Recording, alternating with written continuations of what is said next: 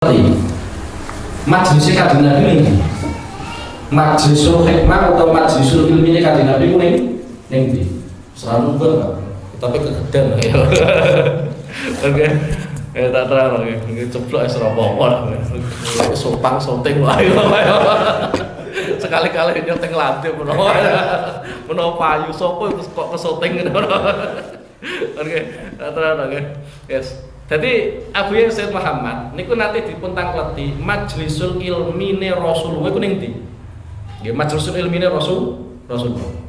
Itu dijawab oleh Abu Yahya Sayyid Muhammad bin Alawi Al-Maliki, majelis ngilmune Kanjeng Nabi ya di mana Rasulullah berada di situ majelisnya Kanjeng Nabi.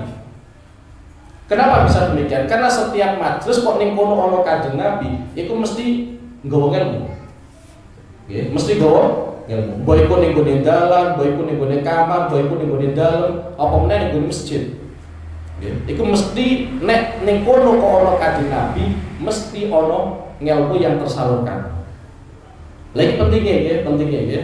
Mulanya aku seneng ya kalau masjid-masjid bisa digawe ngaji, aku seneng. Soalnya karena memang satu-satunya media dulu zamannya Rasulullah itu adalah masjid. Sayyid Muhammad niku nate nerangake. Pertama kali nek cara bahasane Sayyid Muhammad itu fakultas tertua itu adalah zamannya Rasulullah, yaitu Masjid Nabawi, atau lebih tepatnya adalah emperan Masjid Kanjeng Nabi Muhammad SAW.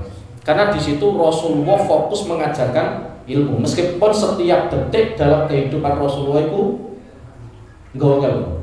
Tapi Rasulullah itu ketika di Masjid Nabawi benar-benar menyampaikan ilmu. Dan materinya cuma dua, kalau sampai 5 peli cuma dua, satu Quran, loro hadis. Wis kuwi tok. Lah wong ku nek wis ning gone Majlisul Hikmah, ya kudu betah-betah no. Mbah betah ora? Betah pancen abot nggih. Pancen abot. Nek sampeyan pengajian guyu laka-laka mulai untuk apa-apa yakin untuk apa paling mentok berkat ya. Iku nek paling tekan omah paling ora sampeyan pangan paling soalnya wis kewaregen. Tapi nek Majlisul Hikmah itu pancen perlu perjuangan. Bahkan setelah Rasulullah SAW itu juga berjuang.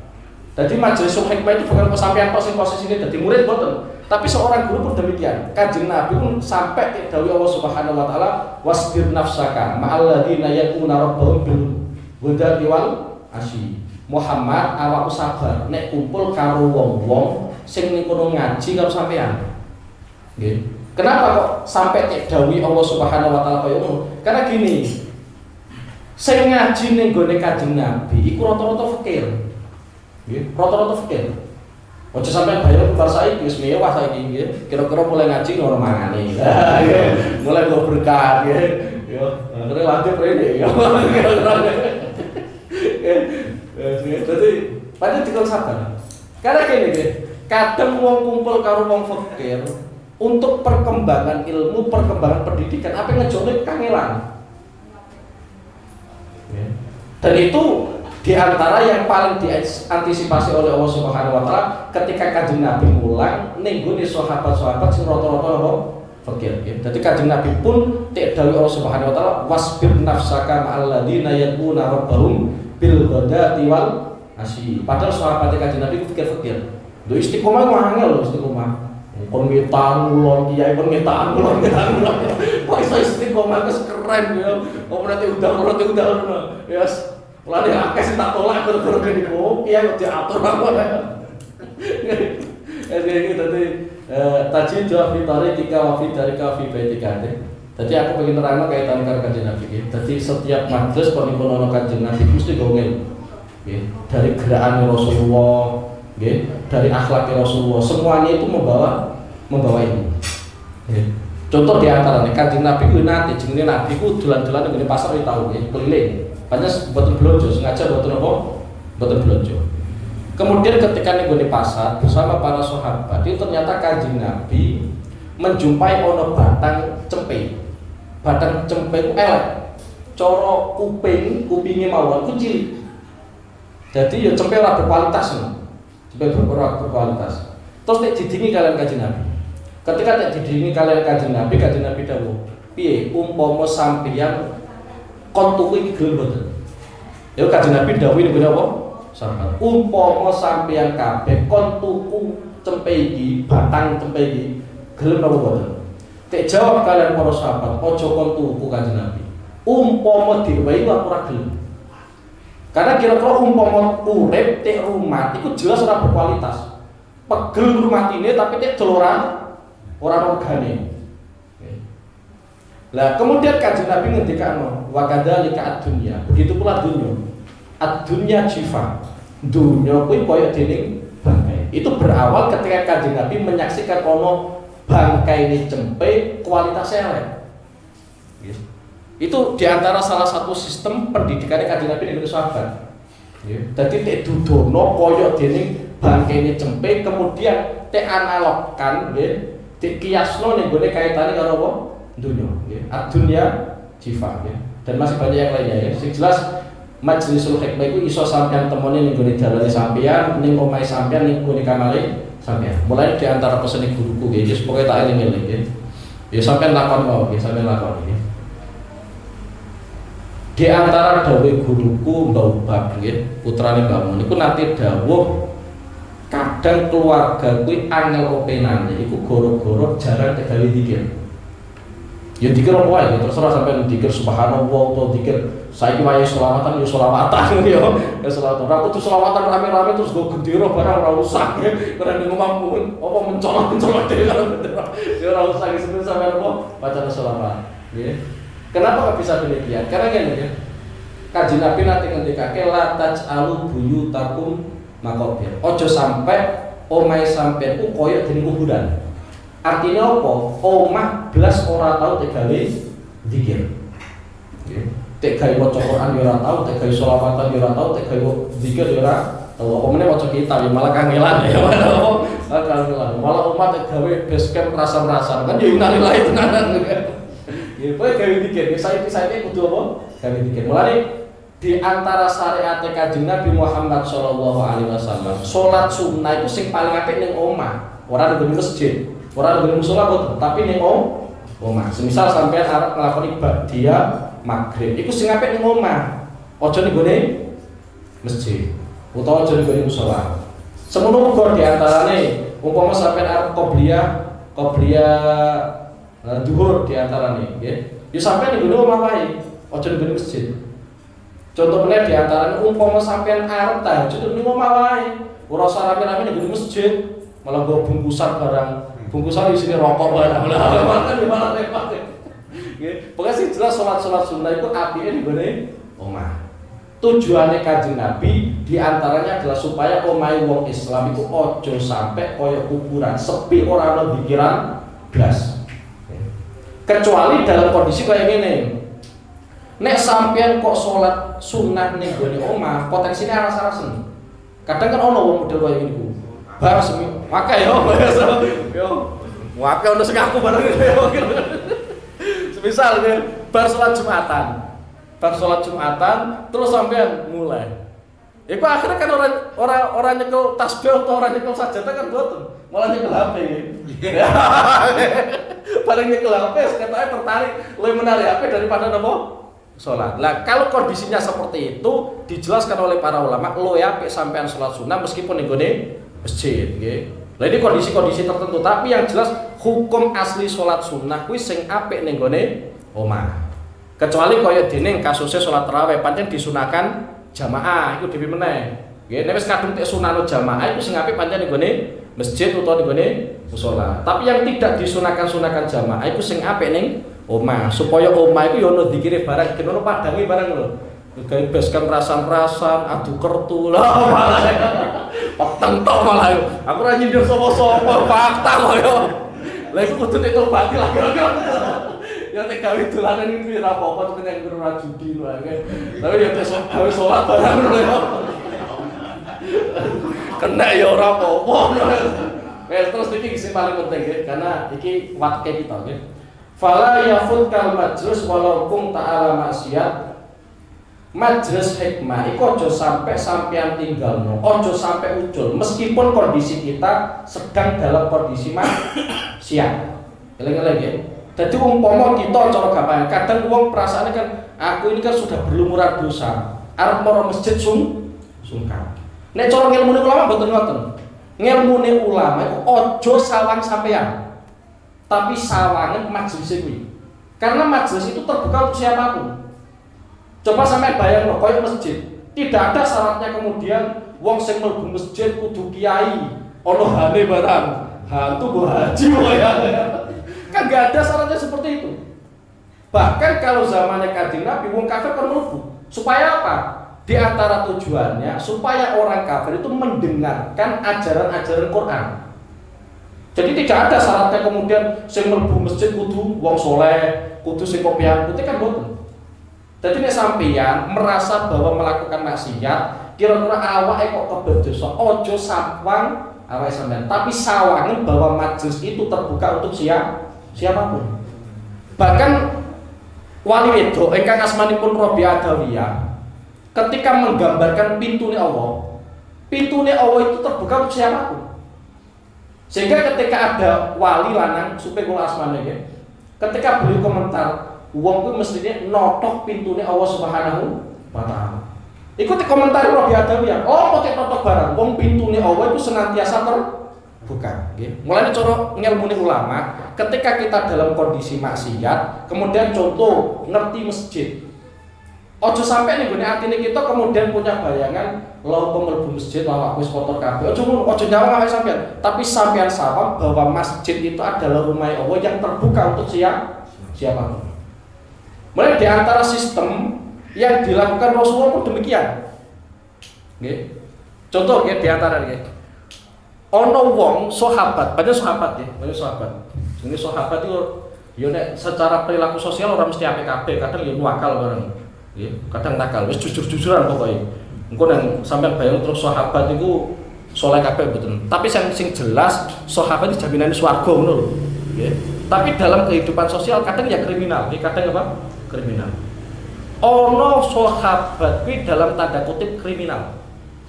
Artinya cara sampean wae duit itu kira-kira mesti digawe maksiat. Nggih.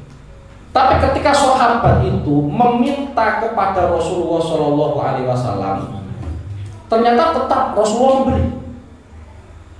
Kenapa ini dilakukan oleh Rasulullah? Karena gini, bahkan Kanjeng Nabi ngendikan, aslinya aku itu orang pengen ngawahi sampeyan, kelakuan sampeyan koyo ngono. Tapi aku iki takdirno pangeran, nyawang awakku dhewe, aku iki nabi sing paling lomo. Engko nek ora tawahi berarti aku ora lomo. Dan coba lah, umpama cara berpikirnya Rasulullah nyawang sahabat sing nakal mesti ora bakal ngowahi. Tapi yang dilihat oleh Rasulullah adalah karena saya ditakdirkan menjadi seorang nabi sing status lomo, maka saya harus memberi sampeyan. Nah sama seperti itu ya. Jadi cara gampangnya diberi umpama kita itu takdirno sering maksiat, kakean dosa, kok ngerti masjid, ngerti majlisul ilmi ya, utawa ngerti orang pengajian atau apa ya. Sampai nyamang mau awake sampean, tapi sawang bahwa majelis itu terbuka untuk siapapun. Ya, kaya di masjid. Kan masjid itu ora sepi lho. Masjid itu sepi. Nek ora tegawe ngaji sepi tenan ya. Wes gitu. Fala yafut ka al majlis walaupun ta'ala masyiatin. Terus malih wala takul mal faidatu fi huduril majlis wa ana aksi wala aqdiru ala tarkil maksiat.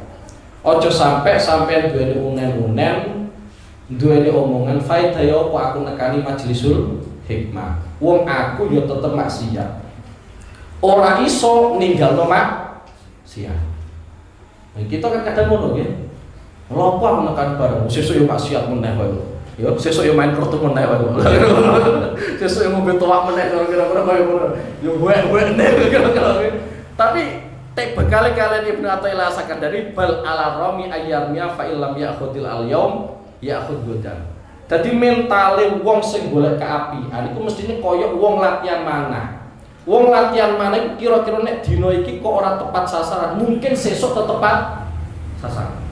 Artinya apa? Umpama nggih, umpama pada hari ini kita itu menghadiri majelis ilmi atau majelis hikmah. Ternyata orang tok ngelmu. Mungkin sesuk pas tekon tok ngelmu. Mungkin sesuk meneh lagi tok ngelmu. Wis ya, dadi kita harus punya mental kaya wong latihan. Wong latihan itu nek saiki kira-kira ora iso, ora tepat sasaran, ya sesuk menawa tepat sasaran. Artinya apa umpama saiki kok ora iso ninggalno maksiat, padahal kita sudah hadir ning gone majelisul hikmah, wis hadir ning gone tempat-tempat ngaji, tapi tetep maksiat. Menawa wae sok ben apa iso ninggalno maksiat. Nah, sapa ngerti sampean saiki lagi ngadiri terus tapi main kertune tetep belajar.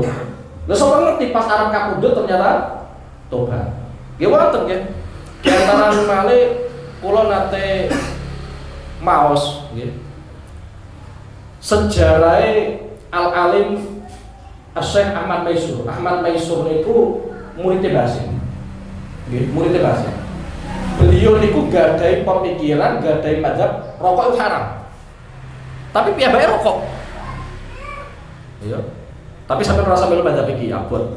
Ya, mau abot tenan ya. Mau cari biasanya bermangan ora rokokan pedes ora kapra kok. Kowe tak temen Cina ora sebales kok. Beliau itu punya mazhab. Beliau lebih memilih rokok itu haram, tapi beliau rokok. Itu muridnya Basim, okay? Syekh Ahmad Maisur. Jadi mazhabnya itu beliau mengharamkan rokok, beliau memilih pendapat yang menyatakan rokok itu haram, tapi tiap harinya ya rokok. Bahkan ngulang mawon kali rokok. Sampai rasa kritik itu wong alim, aku mau cerita tok, okay? Tapi pangeran ngersakno, okay? Pangeran ngersakno. Sadurunge kapundhut iku wa taibun anijuhol. Ketika sebelum meninggal beliau itu tek tawani rokok ya semua. Ya pancen wali dah. Sampeyan iki kok nek tawani rokok arep mati malah rokokan. Kok pas mati karo rokokan ilang bae tenan. Tapi sampeyan ora sampe lupa sampe iki maksud iki apa nggih. Lha ya wong ngaramno rokok kok iso tetep apa? Rokokan. Lha iku umpama nek masyarakat umum kan gak payu dawuh. Mbah lu ngaruh merokok rokokan dhewe. Nah, cara ning masyarakat umum tetep act to. Ngaram kok nglakoni dhewe, malah pertama ngulang ya, ngucalkan merokokan. Yes. Tapi ya seperti tadi seperti yang disampaikan oleh Ibnu Athaillah Sakandari bahwa bal ala rami ayyamnya ya fa illam ya'khud al-yaum ya'khud godan. Umpama kok dina iki ora tepat sasaran ya sok ben ora tepat sasaran. Saiki ora iso ninggalno maksiat ya menawa sampeyan lagi iso ninggalno maksiat nggih. Terus malah kaitane kalian majlisul hikmah nggih utawa majlisul ilmi dengan iki nggih. Niku fadilah luar biasa. Al-Habib Zain bin Smith nggih. Al-Habib Zain bin Ibrahim bin Smith nggih itu pernah guru kula nggih, tapi pernah mbah nggih. Dadi kula niku gadhahi guru jenenge Sayyidina Muhammad Ahdal, Sayyidina Muhammad Ahdal niku gadhahi guru Al-Habib Zain bin Ibrahim bin Smith. Sama kita tengok Madinah, tersiksa. Kelahiran Jakarta, kelahiran Jakarta saat ini mungkin nih Madinah. Niku beliau nanti nerangake salah satu hadis Rasulullah SAW yang beliau nukil dari kitab Sunan Darimi. Niku wonten nggih. Beliau menjelaskan bahwa dulu Rasulullah itu pernah bersama dengan para sahabat menjumpai dua majelis. Yang majelis pertama itu dikiran, ya subhanallah alhamdulillah begitu mau. Yang majelis kedua itu ternyata ngulang hukum-hukumnya Allah Subhanahu wa taala. Itu ternyata dikomentari Rasulullah. Majelis yang pertama itu baik. Tapi untuk masalah hasilnya itu sesuai kehendaknya Allah, bukan kehendaknya halaqah itu, bukan kehendaknya majelis itu. Kenapa? Karena wong donga itu kare pangeran. Nek pangeran pengen nyembadani ya sembadani, nek ora ya ora. Iku resiko wong donga. Tapi majelis yang kedua itu menjelaskan tentang hukum halal harami Allah Subhanahu wa taala. Koyo nikah itu iso haram iso halal, koyo mangan iso halal iso haram. Majelis yang kedua ini lebih baik dari majelis yang pertama. Tapi Kanjeng Nabi bukan hanya komentar tok. Kanjeng Nabi itu kumpul melu halaqah yang kedua. Karena dianggap lebih baik daripada halaqah yang pertama. Tapi sama-sama baiknya. Ya. Mulane dia yo komo sampe tahlilan ning wetan karo ning kene tetep ning kene. Iku kudu mantap ya. Soale tak terangno halal-halal ning kene. Nek kono sampe kon maca Yasin yo ora paham Yasin sisane apa. Yo saat Yasin kadang imawe tenanan mamwe baru ora tenanan ya. Pemene kira-kira ora berkate wah. Terus malah kan. Terus malah kaitane majelis hikmah ya. Kanten banyak dalile katane apa fadilah majelis hikmah. Majlisul hikmah itu diantara salah satu majelis sing iso nyebabno keberuntungan wong. Nggih. Dadi majelis sing yusab bibu sa'adatal mar'i, sing iso nyebabno wong kuwi dadi bejo. Dalam sebuah hadis ning gone Sahih Muslim niku wonten nggih. Kitab Sahih Muslim niku wonten keterangan Allah Subhanahu wa taala iku nggadahi malaikat sing tugase keliling. Nggih, keliling golek majlisul ilmi, majlisul hikmah. Engko nek ana majlisul ilmi utawa majlisul hikmah, piyambake niku kumpul teng mriku. Dadi koyo ngene iki sono malaikat. Wis ana sing kumpul ning kene, keren ta ora? Aku ngulang sing kumpul malaikat. Sampai kira-kira dicatat, kowe iki latif turu. Kira-kira tetep dicatat ya. Dadi wonten ke malaikat sing model. Dadi disebutno ning hadis malaikat sayyahin. Paling tugasnya keliling. Ya, nek cara bahasa sampe yo ronda. Nek ronda kan nek ono warung kopi, leren ngopi dhisik. Nah niku mboten nggih. Nek ono majlisul hikmah, majlisul ilmi, malaikat padha leren. Engko nek majelis niku kok buyar, malaikat melu buyar. Selama majelis iku kok isih berlangsung, malaikat gak gelem buyar. Ya ora ngantuk mboten nggih, umumne turu bareng ya ora mungkin. Nggih. Dadi nek majelis wis buyar, malaikat melu buyar. Ketika buyar, iku langsung ketemu Allah Subhanahu wa taala. Tek takoki kalian pangeran. Sampeyan kondi. Padahal pangeran wis ngerti asline. Nggih. Tapi ditakoki kalian Allah Subhanahu wa taala, sampeyan kondi. Kemudian malaikat itu jawab, aku sangka tempat sing ning kono tek terangno ilmu. Sing ning kono ana zikir. Kemudian ditakoki pangeran mana? Yang mereka minta itu apa? Ya, kira-kira yang mereka minta itu apa? Tek jawab kalian malaikat, mereka meminta surga. Lah apakah mereka itu pernah melihat surga? Nggih dereng nate. Lah yo bayangno mawon umpama umatku iku ngerti surga, njaluk surga malah kaya napa? Wong ora ngerti surga atau petok karo surga yang njaluk napa? Surga. Dadi malaikat itu kon mikir, kira-kira malaikat kan mikir. Terus pertanyaannya selanjutnya, terus yang paling dihindari mereka itu apa? Dijawab kalian malaikat, neraka. Lah apakah mereka itu tahu tentang neraka? Mereka tidak tahu tentang neraka. Ya ora tahu ngerti. Lah yo bayangno mawon umpama mereka itu ngerti napa? Betapa larinya mereka dari neraka. Kemudian malaikat itu saya laporan. Tapi pas kula menghadiri majelis niku, wonten salah setunggalipun kawula jenengan, iku niate pancen ora teng majelis, pas ketepaan wonten mawon. Kan wonten kadang nggih. Dadi ana wong nekani majlisul hikmah atau majlisul ini pas ketepaan. Dadi niate ora kok ngaji mboten. Ya pas ketepaan daripada nganggur. Ya, akhirnya mawon nggih majlisul hikmah atau majlisul ilmi. Tek jawab kalian Allah Subhanahu wa taala, humul qaum alladzi la yasqa bihim jalisuhum. Mereka itu adalah komunitas yang orang yang ikut duduk bersama mereka enggak mungkin akan celaka. Ya sampean koyo ning kene kadang ngantuk ini ora niat ngaji blas ya. Tapi niat ngaji kok yo ngaji ora ini mapan terus turu. jelas betul mungkin, tapi tetap itu humul qaum alladzi la yasqa bihim jalisu. Mereka itu komunitas, siapapun yang duduk bersama mereka gak mungkin ciloko. Jadi nyata mawon sampean turu ngantuk ya tetep apa ora ciloko. Mulane majlisul hikmah amil majlisul ilmi diterangno kalian ulama yusab bibu sa'adatal mar'i. Dadi penyebab wong kuwi bejo. Nggih. Kemudian nggih, kenapa kok pangeran itu sampai takut malaikat? Iku diantara keterangannya Abu Ya Said Muhammad.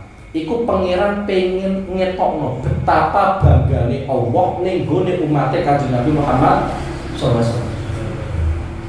Lah kebanggaan itu ditampakkan oleh Allah di hadapan para malaikat. Jadi kira-kira malaikat jelas orang satu level dengan sampai nggak mungkin. Karena kira-kira di hadapan Allah itu sampai lebih dhuwur daripada malaikat. Tapi ya malaikat saya yakin, orang malaikat Jibril boten ora kelas semene sampean. Nggih, malaikat saya yakin ya, pokoknya bagian roda-roda kira-kira. Terus itu nggih, di antara keterangan Abu Yasin Muhammad ngoten nggih. Dadi pangeran kok takok ning gone malaikat tentang sebuah kebaikannya umat Kanjeng Nabi, iku pengen nuduhno betapa banggane Allah ning gone umat Kanjeng Nabi Muhammad sallallahu alaihi wasallam. Cuma kadang anehnya kita iku tek banggane pangeran gak sadar iku lho. Wong tek banggane pangeran kok gak sadar. Ketambahan. Wong sing malaikat wae nyawang banggane Allah Subhanahu wa taala sampai koyo ngono, sedangkan kita komunitas sing nek banggane pengiran kok ora bangga kan aneh. Wis pokoke sampean bayangin mawon nek banggane Allah Subhanahu wa taala pada malam hari ini, pada malam hari ini. Bulan sampean ono majelis hikmah, majelis ilmi iku tekan nggih. Meskipun ya lahdotan nggih, meskipun apa?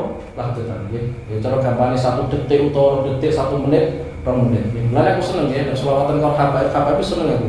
Soalnya mau itu mesti sithik. Selawat mau itu sithik bar mangan enak yo. Mau itu sampai 1 jam setengah kriminal macane. Terus mbok sadate koyo ngono. Terus malah kalian majlisul hikmah nggih. Al-Imam Sahal bin Abdillah At-Tusturi itu wali min auliya ilah ya. Sahal bin Abdillah At-Tusturi niku nate dawuhake ya. Idza aradtum an tanzuru ila khalaqatil anbiya fanzuru ila majalisil ulama. Ya iki bisa karo kita, iki kabar bahagia karo kita. Idza aradtum an tanzuru ila khalaqatil anbiya fanzuru ila majalisil ulama. Nek sampean pengen ngerti halaqoi para nabi, majelis-majelis ilmune para nabi, lihat saja majelisnya para ulama. Ciri khasnya majelis nabi simpel, agar sampean kumpul ilingnya sampean akhirat. Dunia kaya gak penting, itu berarti majelisul anbiya. Nah sekarang kita akan menyadari di mana para nabi sampai kapundhut. Nggih, sampean ya durung tau ngipi ketemu kanjeng Nabi aku meneh nyawang. Nggih, mau mripat kotor kabeh ati bosok kabeh. Tapi dawuh Sahal bin Abdillah At-Tusturi itu tidak aradtum an tanzuru ila khalaqatil anbiya fanzuru ila majalisil ulama. Jadi sampeyan nek pengen ngerti, pengen nyawang majelis-majelis para nabi, sawangen majelis ulama. Lah salah satu ciri khas ulama kuwi bahasane ninggal dunya semangat amalia akhirat. Kok sampeyan tak terangno iki eling akhirat, engko bar wis apa-apa. Kowe pas iki berjalan sampai eling nopo akhirat nggih. Iku diantara nggih, diantara. Terus malih dawuhe Sayyidina Umar bin Khattab nate kula sampaiake. Nisbate sampeyan sangka omah duweni dosa. Dosane sampeyan itu gedene koyo jibal tuhama. Bahasanya Sayyidina Umar itu bukan jabal. Kalau jabal itu kan isim mufrad, isinya satu. Tapi redaksinya Sayyidina Umar itu jibal tuhama. Beberapa gunung tanah tuhama, Mekah. Jadi umpama sampeyan sangka omah, moro ning gone majlisul ilmi utawa majlisul hikmah. Sangka omah nggo dosa, ya. Ora kosongan ya. Iku kira-kira sampeyan mulai saka majelis, dosane sampeyan rontok. Saking gedene fadilah nekani majlisul. Lah aneh meneh Sayyidina Umar mboten nyaratake kemudian sampeyan kudu paham ilmu mboten. Justru ketika sampeyan mboten paham, iku sampeyan gunakno ndonga ning pengiran tenanan. Gampang tak sembadani. Karena posisine sampeyan iku atine kelongso-longso. Mulane nek dawuhna kalian Al-Imam As-Sayyid Abdurrahman niku beliau ndawake wong kuwi nek nekani majlisul ilmi iku mesti dene keramat. Ora mungkin lah keramat. Sak maksiat-maksiate kita iku wis tekan majlisul ilmi iku mesti dene keramat. Di antara keramate satu masuk ning gone ahadits Rasulillah tentang fadilatul muta'alim, keistimewaane wong belajar. Fadilatul muta'alim luar biasa loh. Al-alim wal muta'alim sawa'un wala khaira li ghairihima. Wong alim karo wong sing belajar iku kastane sama. Kok sampeyan karo aku padha. Meskipun sampeyan bagian ngrungokno nek pegel ngrungokno turunan tetep sama. Wala khaira li ghairihima. Dan tidak ada kebaikan bagi yang lainnya. Saking dhuwure utawa saking utamane wong sing belajar. Iku yang pertama. Di antaranya meneh, kita dari rumah tekan majlisul ilmi, iku rahmat itu netes terus. Bayar pirang jangkau. Kira-kira sampai ngentek bensin tetap ono jole lho. Ya pancen gak ketok beda nek berkat lho. Nek berkat ketok segone yo ketok jelas ya. Tapi orang ketok, tapi yang jelas mulai dari kita saka omah sampai tekan majlisul ilmi, iku rahmat netes ning kita terus. bayangno mawon umpama omahe sampean adoh saka majlisul nggih. Dadi sejor wetan kono tekan kene. Wah, iku berapa tetes sih. Daripada si pede-pede niku. Mulane riyen wonten nggih, cerita wonten. Zaman Kanjeng Nabi ku ana sahabat. Daleme waduh karo masjid. Daleme waduh karo masjid. Lah beliau sahabat niki semangat jamaah luar biasa. Semangat jamaah luar biasa. Beliau rencana arep pindah omah sing sekiranya dekat dengan masjid Nabawi. Ketika minta masukan ning gone Rasulullah sallallahu alaihi wasallam, ternyata Rasulullah malah dawuh ngene. Ora usah sampai pindah. Soalnya mbok piye-piye ganjarane wong sing jamaah omahe adoh karo omahe bedhek ku beda. Tetep akeh omahe sing adoh. Nggih. Dadi ganjarane tetep akeh sing adoh. Mulane kesunahan jamaah iki. Sampai nek sekirane mangkate kok cedak kaya Pak Hadi karo tinggal ngalor. Iku nek mangkat lho, mboten mulai. Nek mangkat golek tempat dalan sing adoh, muter dhisik. Ya, buat grogol sawah. Iku kesunahan ge. Nek kita pahalin wonten ge. Dadi memang ketika kita berangkat Jumatan, iku sunai golek dalan sing adoh. Dadi kaya tadi wis ngeta dhisik tekan grogol, ya karo kontrol barang lagi kira ayate piye. Tekan sawah muter tekan ngisor ngene yo. Ngono carane. Ya pinter kaya lagi telah wae lah. Khotbah sampai bar lagi undung. Mau khotbah apa? Lempah. Ya itu kesunahan. Tapi nek pas mulai golek dalan sing cedak, nggih. Supaya ganjaran genetas ning kita terus. Iku di antara meneh. Terus di antara meneh umpama kita pas ngaji kok gak paham, iku tetep dianggap prestasi. Kenapa dianggap prestasi? Karena pada saat kita ngaji, orang maksiat. Mosok sampai ini karo maksiat. Kan yo ora. Pada saat kita ngaji orang maksiat. Lembut ini kok bareng ngaji kok sampai rasa-rasa. Itu kan di luar batas kemampuan saya itu ya. Nek pas tak ulangnya tetep mboten apa? Maksiat. Terus nale wong ku nek wis ning gone majlisul ilmi, majlisul hikmah iki. Umpama tek kersane pengiran kok gak paham. Iku normale wong kudune nelongso atine. Kudune apa? Nelongso. Lah wong kuwi kok ning gone keapian dia tidak mendapatkan kebaikan kemudian atine nelongso. Padahal wis susah, kok sampean wis susah. Wis ngrungokno tenanan, kok paham ora kok apa? Ora tenanan. Tapi gak paham-paham. Iku dadekno atine sampean nelongso. Nek atine sampean nelongso, iku dawuh Allah Subhanahu wa taala ing hadis qudsi, ana indal munkasirati qulubuhum li ajli. Aku iku bareng karo wong-wong sing atine nelongso. Ya, aku iku bareng karo wong-wong sing atine napa? Mulane pesenku mau nek sampai kok ngaji, ngrungokno tenanan, semangatnya luar biasa kok ternyata sampean gak paham. Iku kesempatan sampean gawe dungo. Yo ora dungo karo sampean kok yo ora bisa kanggo anake sampean. Ya Allah, aku wis jelas ketok gak ngalih ora todo-todo ngalih yo anak kok aja sampe niru aku yo. Aku wis dolim lagi kira-kira kaya ngono ya. Terus banyak yang lainnya kaitannya dengan fadilah majelis hikmah. Bismillahirrahmanirrahim. Ya hada'i wang iyaka wa tiyasira wal maksiata lan maksiat. Faqat aku mongko terkadang ono apa maksiat sabab iku dadi sebab ditawakufil rezeki marang kandheke rezeki. Fatrul mongko nupre sapa sira. Fatrul mongko golek sapa sira minallahi sangi Allah at-taubata ing taubat. At-taubata ing taubat.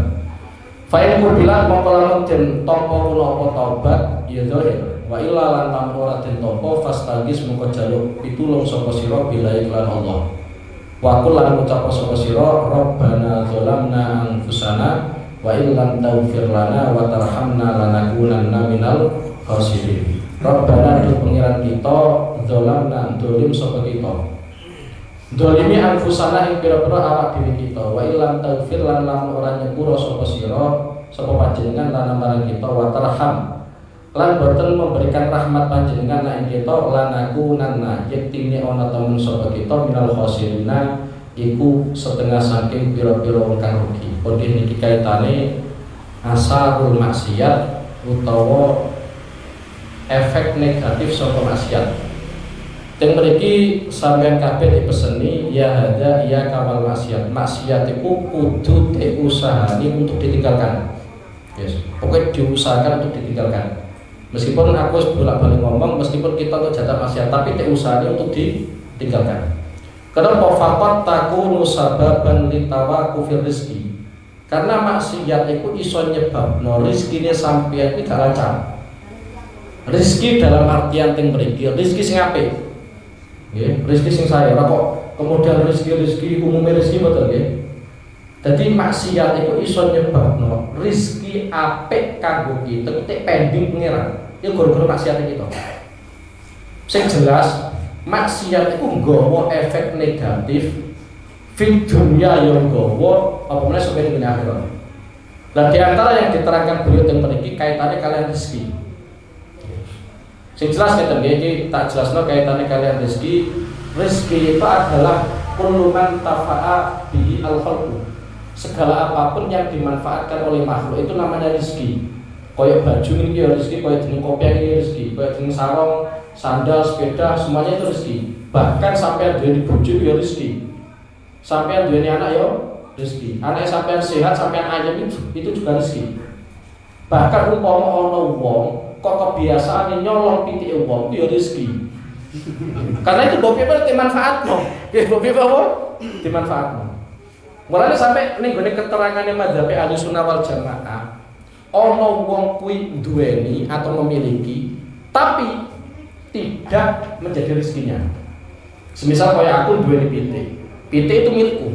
Dalam standar duniawi ya, itu adalah milik.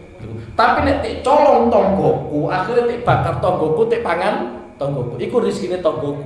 Dadi milikku tapi dadi rezekine tonggoku. Pokoknya segala apapun yang dimanfaatkan oleh makhluk itu namanya rezeki. Boiku halal, boiku haram. Dan itu mesti untuk jatah gitu. Artinya mesti untuk jatah rezeki. Mulai pesan Kanjeng Nabi, fa'ajmil fitolak. Sampai ada golek rezeki sing apik. Nggih, sampai ada golek rezeki sing apik. Iku pesan Kanjeng Nabi, fa'ajmil fitolak. Sampai ada golek rezeki sing sae. Nek sampai kok sering maksiat, yang mriki tek dawuhna faqat takunu sababan litawaqqufi rezeki. Rizki api kita iku engko akhirnya tek pending pangeran, tek lereng pangeran gara-gara maksiate kita. Nek rezeki sing elek sampai gambarno mesti pirang-pirang. Contoh diantaranya, lah ya wong kafir kadang luwih sugih daripada wong Islam. Lah Cina-Cina sugih luar biasa. Nah, sing Islam serat tikus wae. Serat tikus wis kain. Waya ngene iki apa? Waya tanam ora ono bibit yo kain serat. Tapi sing jelas kene iki, tek sebutno ning gone hadis. Rizki sing tek gawa wong kafir iku mbok piye-piyekno iku mboten rezeki ingkang sae. Sampai tek dawuhan kalian Kanjeng Nabi, dunya kuwi tek bandingno suwiwi nggih, suwiwi nyamuk. Iku luwih elek dunya. Sampai Al-Imam Al-Muhasibi dawuhno, umpama aku tek wae dunya saisine dan dipastikan saya tidak dihisab, saya tidak mau. Umpama aku tek wae dunya di sini dan saya dijamin tidak dihisab oleh Allah Subhanahu wa taala, saya tidak mau. Iku dawuh Al-Imam Al-Muhasibi. Sehingga dunia atau duit-duit sing nek wong kafir iku boten duit barokah. Umpama duit barokah, umpama duit apik ora mungkin dicekel wong kafir. Tapi dicekel wong Islam. Biasanya jadi maksiat iso nyebabno rezeki saene sampeyan pending dening Allah Subhanahu wa taala. Lah umpama ya sampeyan kok takdir maksiat ya fatu minawi atau sampeyan kudu iso berusaha jaluk ning gone iso tobat. Mulane asline wong ning dunya nek nganggo rumus Quran kepenak. Nggih, nganggo rumus Quran lho nggih. Ora nganggo rumus perasaan mboten, nganggo rumus Quran kepenak. Lah iya, wong sing sering maksiat, bahkan maksiat sing gede, dosa-dosa sing gede. Iku ning gone Quran tetep tek panggil ya ibadiyah, wahai hamba-hambaku. Sebagian ayat malah disebut anibu. Kalian harus kembali kepadaku. Lah yo wong-wong sing nglakoni maksiat bahkan dosa gede. Kok isih diakoni dadi kawulane Allah Subhanahu wa taala. Asline isih penak. Yo, sampeyan yang rumus Quran tapi ora rumus perasaan. Soalnya kadang yang rumus apa? Perasaan. Mulane kita iku aja sampai duwe sifat kaitannya karo tobat. Nek pas ketepaan tobat diterima ya alhamdulillah. Nek ora diterima, pangeran wis duweni rumus kang sampeyan. Yaitu pada Rabbana dzalamna anfusana wa illam taghfir lana wa tarhamna lanakunanna minal. Iki rumusnya Allah Subhanahu wa taala. Artinya ngene lho, umpama tobatnya sampeyan ora diterima. Terus sampeyan donga, Rabbana dzalamna anfusana wa illam taghfir lana wa tarhamna lanakunanna minal khasirin. Terus sampeyan sampai ketemu Allah Subhanahu wa taala. Allah Subhanahu wa taala apa nyidang sampeyan? Sampeyan tobat ora tak tampa. Piye to? Ya Allah ya Allah. Oh jenengan ku dawuh ning Quran, Rabbana dzalamna anfusana wa illam taghfir lana wa tarhamna lanakunanna minal khasirin. Iku tau te ucapno Nabi Adam. Nabi Adam mau jenengan tampa tobat. Aku iki anake Nabi. Dadi iso sampeyan komplain karo Allah Subhanahu wa taala. Karena ini rumus Quran. Lu saking enak ya. Lah iya. Contoh apa?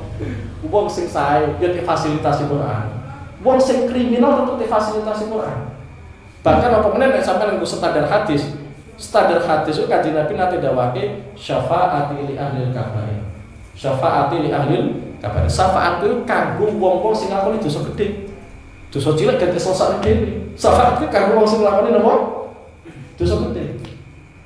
Ya meskipun kanjeng Nabi nerangno dosa gedhe ngene lha mati wong tuwa ngene. Tapi syafaat kanjeng Nabi kanggo wong-wong sing nglakoni dosa gedhe. Tapi harus sampe nglakoni dosa gedhe. Ya nek tembus. Ya mungkin kanjeng Nabi pengen nyafaati. Lah wong tuane sampean sing ora trimo. Anak ora bejaji. Lah syafaat kanjeng Nabi agak kanggo ature. Nggih. Lah iya, ana wong arep mlebu swarga. Iku ora sida mlebu swarga gara-gara komplainane sesama manusia.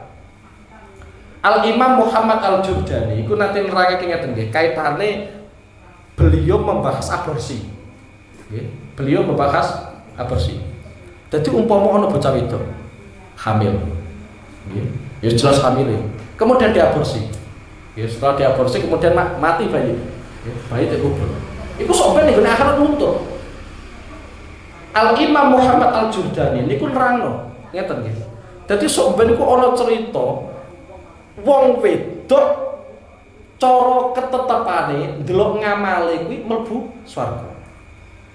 Tapi gara-gara ada jabang bayi yang pernah menjadi korban aborsinya, itu nyebabno wong wedok iku ora sida mlebu swarga. Ditarik ning neraka. Lah, kaitannya hukum aborsi yang seperti ini ternyata berlaku bukan hanya orang yang hamil toh. Artinya orang yang membantu operasi aborsinya itu ya. Jadi semisal kayak Mas Rifin barang ini kalau kira-kira kok bantu ya. Wah kira-kira jatah mlebu neraka ya. Meskipun ngamal semua sak gunung Uhud lah kira-kira. Jadi semuanya yang memfasilitasi itu nanti ya tarik bocah bayi mlebu apa? Neraka. Lah orang-orang yang seperti ini kan yang tidak terima sesama manusia, bukan ke Allah Subhanahu wa taala. Wis jelas sampean nganggo rumus Rabbana dzalamna anfusana wa illam taghfir lana wa tarhamna lanakunanna minal khasirin. Terus malih sampean nek njaluk ngepura dari Allah, iku diusahakan ngakoni dosane sampean dhisik. Ngakoni dosane sampean dhisik. Kaya dene istighfar kanjeng Nabi. Allahumma anta rabbi la ilaha illa anta khalaqtani wa ana abduka wa ana ala ahdika wa wa'dika mastata'tu. Abu laka bi nikmatika alayya wa abu laka bi dambi faghfirli fa innahu la yaghfiru dzunuba illa anta. Kanjeng Nabi itu puji Allah Subhanahu wa taala luar biasa. Ini sekelas kanjeng Nabi. Jenengane paling nikmat dhumateng kula. Tapi kula niki sering nglampahi dosa. Pada akhirnya permintaannya kanjeng Nabi cuma satu, faghfirli fa innahu la yaghfiru dzunuba illa anta. Tolong jenengan ngepura kula. Soalnya boten wonten ingkang saged nyepura dosa kecuali napa? Jenengan. Iku dongane Kanjeng Nabi Muhammad sallallahu alaihi wasallam. Padahal Kanjeng Nabi boten gadhe dosa. Nek dawuh Mbah nggih, kula tesih emut dawuh Mbah ketika beliau menjelaskan ayat inna fatahna laka fatham mubina liyaghfira laka wa ma taqaddama min dzambika wa ma ta'akhkhar. Iku ternyata disimpulkan oleh Mbah Mun, Kanjeng Nabi iku pancen ora duwe dosa, tapi ngrasa salah. Orang duweni dosa tapi ngrasa salah. Ora kabar kita duweni dosa tapi ra tau ngrasa salah. Golek dalil piye carane halal lan thayyiban kabeh. Kan malah takon kapan ata ale arbauna sana. Maulaya sholli wa sallim daiman abada ala habibika khairil khalqi kullihim